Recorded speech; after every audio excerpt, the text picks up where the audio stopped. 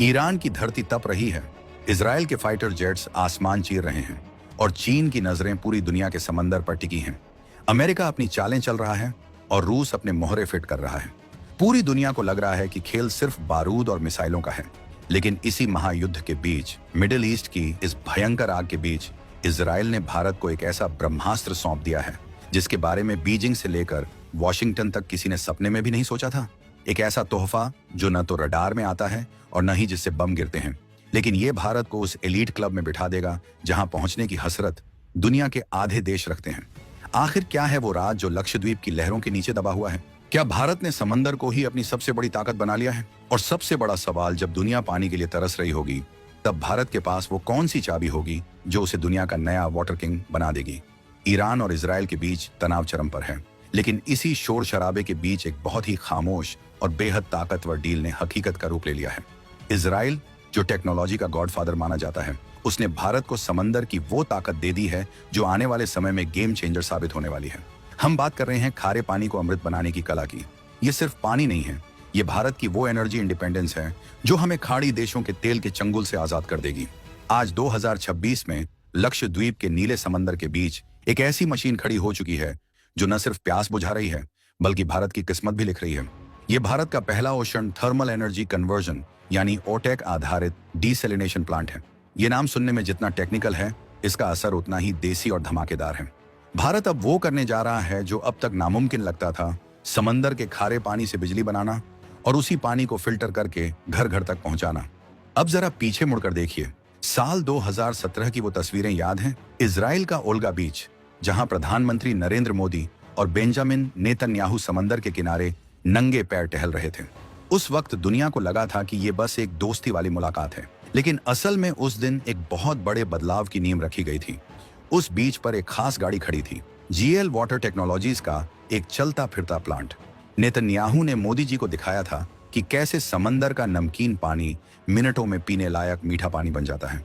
मोदी जी ने वो पानी पिया और शायद तभी तय कर लिया था कि ये करिश्मा भारत की धरती पर भी होगा। आज 2026 में वो सपना हकीकत बनकर हमारे सामने खड़ा है। इजराइल ने अपनी वो सबसे कीमती टेक्नोलॉजी भारत के साथ शेयर की है, जिसके दम पर उसने रेगिस्तान में भी हरियाली उगा दी। ये दोस्ती का वो फर्ज है जिसे इजराइल ने निभाया है और भारत इसे कभी नहीं भूलेगा। लेकिन भाई, ये इतना आसान नहीं था। लक्षद्वीप के बारे में सोचिए, चारों तरफ पानी ही पानी, लेकिन पीने के लिए एक बूंद नहीं। यहाँ के लोगों को दशकों तक मीठे पानी के लिए तरसना पड़ा। या तो बारिश का इंतजार करो या फिर जहाजों से पानी आने का। बिजली के लिए भी वही हाल, कोची से डीजल मंगवाओ, जनरेटर चलाओ और फिर जाकर कहीं बल्ब जलता था। मॉनसून के दिनों में तो हालत और खराब हो जाती थी। लेकिन अब सीन बदल चुका है। लक्षद्वीप अब किसी पर निर्भर नहीं है। यहाँ जो ocean thermal energy conversion plant लगा है, वो दुनिया के लिए एक मिसाल है। ये प्लांट समंदर के तापमान का इस्तेमाल करके बिजली बनाता है। सोचिए, फ्री की धूप, फ्री का समंदर और फ्री की बिजली। ये है 2026 का नया और आत्मनिर्भर भारत। ये प्रोजेक्ट सिर्फ इंजीनियरिंग का नमूना नहीं है, ये भारत की शान का प्रतीक है। अब थोड़ा टेक्निकल बात करते हैं, लेकिन बिल्कुल आसान भाषा में। इस मशीन का काम करने का तरीका बड़ा ही जादुई है। समंदर की ऊपरी सतह पर पानी सूरज की वजह से गर्म रहता है, लगभग 30 डिग्री सेल्सियस। लेकिन जैसे ही आप गहराई में जाते हैं, करीब 1000 मीटर नीचे, तो पानी एकदम बर्फ जैसा ठंडा होता है, लगभग 8 डिग्री से भी कम। अब इंजीनियरों ने क्या किया? उन्होंने एक ऐसा सिस्टम बनाया जहां ये गर्म और ठंडा पानी मिलकर एक खास साइकिल चलाते हैं। इस तापमान के अंतर से भाप पैदा की जाती है जो टरबाइन घुमाती है और बिजली पैदा होती है। और मजे की बात यह है कि इसी प्रोसेस के दौरान जो भाप बनती है, उसे ठंडा करके मीठा पानी बना लिया जाता है। यानी एक तीर से दो शिकार, बिजली भी मिल गई और पीने का शुद्ध पानी भी। इसे कहते हैं असली जुगाड़ और हाई क्लास टेक्नोलॉजी का मेल। आज जब मैं लक्षद्वीप के स्थानीय लोगों से बात करता हूँ, तो उनकी आंखों में एक अलग ही चमक दिखती है। वो बताते हैं कि पहले चाय का स्वाद भी अजीब लगता था क्योंकि पानी खारा होता था, लेकिन अब हर घर में मीठा पानी आ रहा है। लोग कह रहे हैं कि चाय और कॉफी का स्वाद ही बदल गया है। ये छोटी बात लग सकती है, लेकिन उन लोगों के लिए ये किसी वरदान से कम नहीं है। अब उन्हें बिजली कटने का डर नहीं है, क्योंकि अब उनके पास खुद का पावर प्लांट है जो समंदर की लहरों से चलता है। डीजल की वो महक और शोर अब गायब हो चुका है। लक्षद्वीप अब ग्रीन एनर्जी का हब बन रहा है। ये है वो बदलाव जो जमीनी स्तर पर लोगों की जिंदगी बदल रहा है। लेकिन रुकिए, ये मामला सिर्फ पानी और बिजली तक सीमित नहीं है। इसके पीछे एक बहुत बड़ा रणनीतिक और जियोपॉलिटिकल एंगल भी है। 7 मार्च 2026 की उस खबर को याद कीजिए। ईरान के केशम आइलैंड पर एक डिसैलिनेशन प्लांट पर हमला हुआ था। देखते ही देखते दर्जनों गांवों की पानी की सप्लाई ठप हो गई। हाहाकार मच गया।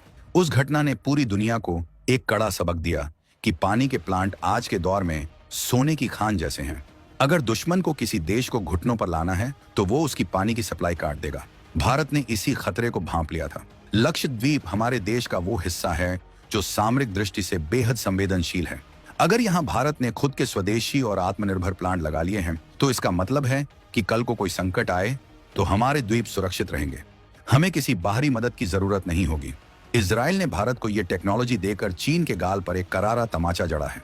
चीन चाहता था कि वो हिंद महासागर में अपना दबदबा बनाए, लेकिन भारत ने अपनी स्वदेशी ताकत और इजराइल जैसे भरोसेमंद दोस्त के साथ मिलकर अपनी स्थिति इतनी मजबूत कर ली है कि अब कोई हमें आंख दिखाने की हिम्मत नहीं करेगा। हम सिर्फ तकनीक सीख नहीं रहे हैं, बल्कि अब हम इसे अपने हिसाब से कस्टमाइज कर रहे हैं। भारत अब दुनिया का वो सेंटर बन गया है जहां से दूसरे छोटे आइलैंड वाले देश ये तकनीक मांगने आ रहे हैं। मालदीव हो या मॉरिशस, सब भारत की तरफ देख रहे हैं। हम अब सिर्फ लेने वाले नहीं, बल्कि दुनिया को देने वाले बन गए हैं। ये है वो एलीट क्लब जिसमें भारत की एंट्री हो चुकी है। आज जब पूरी दुनिया पश्चिम एशिया के युद्ध और तेल संकट की वजह से कांप रही है, तब भारत के प्रधानमंत्री का आत्मनिर्भरता वाला विजन सुरक्षा कवच बनकर सामने आ रहा है। राज्यसभा में मोदी जी ने कहा था कि हमें हर हाल में आत्मनिर्भर होना होगा, और आज लक्षद्वीप का ये प्लांट उस बयान की सबसे बड़ी गवाही दे रहा है। तेल महंगा हो या बंद हो जाए, भारत के पास अब अपनी खुद की एनर्जी बनाने का तरीका है। ये प्रोजेक्ट पर्यावरण के लिए भी वरदान है, क्योंकि इसमें कोई कार्बन उत्सर्जन नहीं होता, कोई प्रदूषण नहीं, बस शुद्ध हवा और शुद्ध पानी। हम अपनी आने वाली पीढ़ियों को एक साफ सुथरा भारत सौंपने की तैयारी कर रहे हैं। इस पूरी कहानी में एक और दिलचस्प मोड़ है। भारत की इस कामयाबी से सबसे ज्यादा मिर्ची किसको लगी होगी? जाहिर है उन ताकतों को जो भारत को हमेशा पिछड़ा हुआ देखना चाहती थी, जो सोचती थी कि भारत हमेशा पुरानी टेक्नोलॉजी पर ही निर्भर रहेगा।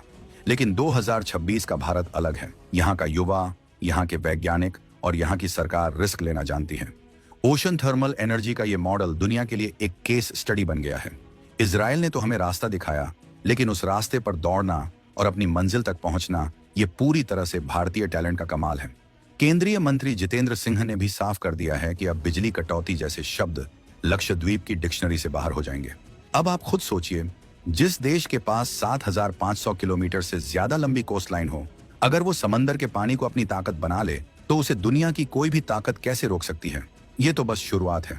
लक्षद्वीप में जो हुआ वो अब अंडमान निकोबार और भारत के अन्य तटीय इलाकों में भी होने जा रहा है। भारत का मिशन है कि हर भारतीय को साफ पानी मिले और बिजली की कमी कभी ना हो। इजराइल की वो छोटी सी शुरुआत आज एक विशाल वटवृक्ष बन चुकी है। ये भारत इजराइल की दोस्ती का वो सुनहरा अध्याय है जिसे इतिहास के पन्नों में सुनहरे अक्षरों से लिखा जाएगा। दोस्तों, ये कोई मामूली खबर नहीं है। ये भारत के सुपर पावर बनने की दिशा में एक बहुत बड़ा कदम है। हम अक्सर मिसाइलों और स्पेस मिशन की बात करते हैं, लेकिन पानी और बिजली जैसे बुनियादी मुद्दों पर इतनी बड़ी जीत हासिल करना असल मायने में देश को मजबूत बनाना है। भारत अब उस मुकाम पर है जहां वो अपनी समस्याओं का समाधान खुद ढूंढ रहा है। इजराइल का यह तोहफा भारत के लिए गेम चेंजर है। समंदर की लहरें अब भारत की गुलामी करेंगी और हमें वो ऊर्जा देंगी जो हमें सबसे आगे ले जाएगी। गर्व कीजिए कि हम उस दौर में जी रहे हैं जहां भारत अपनी शर्तों पर दुनिया चला रहा है। लेकिन क्या आपको लगता है कि सिर्फ टेक्नोलॉजी से ही हम सुरक्षित हो जाएंगे, या फिर हमें अपनी समुद्री सीमाओं पर कुछ और भी बढ़ा करने की जरूरत है? क्या ये ओशियन थर्मल एनर्जी आने वाले वक्त में पेट्रोल और डीजल को पूरी तरह खत्म कर पाएगी? ये सवाल आज हर हिंदुस्तानी के जहन में होना चाहिए, क्योंकि जब तक हम सवाल नहीं पूछेंगे तब तक हम सुधार नहीं करेंगे।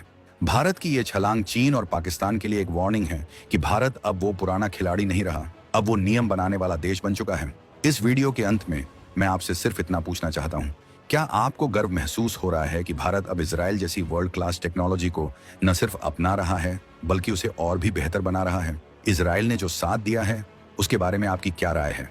कमेंट्स में अपनी राय जरूर दीजिए। आपकी एक एक राय हमारे लिए बहुत मायने रखती है। इस वीडियो को इतना शेयर कीजिए कि हर भारतीय को पता चले कि लक्षद्वीप में क्या बड़ा धमाका हुआ है। देश की ताकत और आत्मनिर्भरता की ये कहानी हर घर तक पहुंचनी चाहिए।